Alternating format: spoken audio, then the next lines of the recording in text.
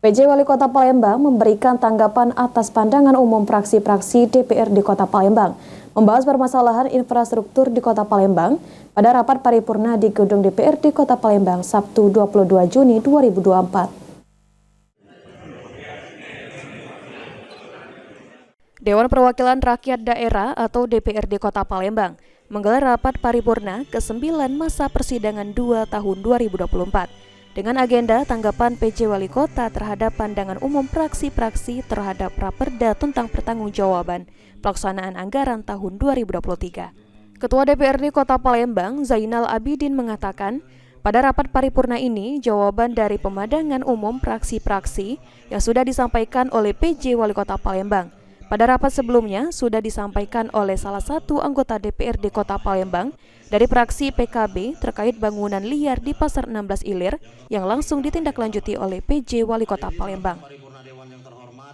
Hari ini paripurna jawaban pemandangan umum fraksi-fraksi yang sudah disampaikan oleh PJ Wali Kota Palembang. Menurut kita dari hasil tanggapan dari Pak PJ itu bagaimana Pak?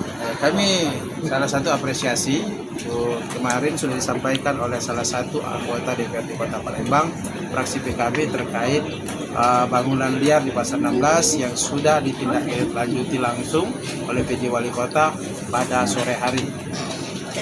Kemudian ada beberapa yang disampaikan oleh fraksi-fraksi ini sudah ditindaklanjuti. Sementara itu, PJ Wali Kota Palembang, Uco Abdul Rauf Damenta mengatakan, saat ini yang menjadi sorotan terkait bangunan liar yang ada di Lorong Babi Pasar 16 Ilir, setelah pertemuan pertama, pihaknya segera turun ke lapangan untuk mengecek yang hasilnya memang tidak sesuai dengan estetika aspek ruang.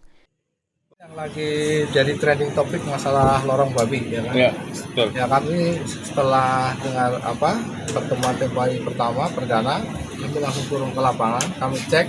Memang tidak sesuai dengan estetika aspek ruang, karena kita kan punya RTW, punya RDTR, ya kan?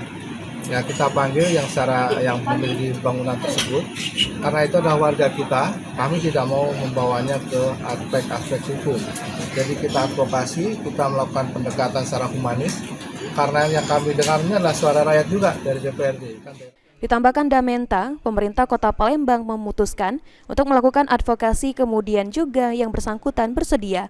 Ilham Wahyudi, PAL TV.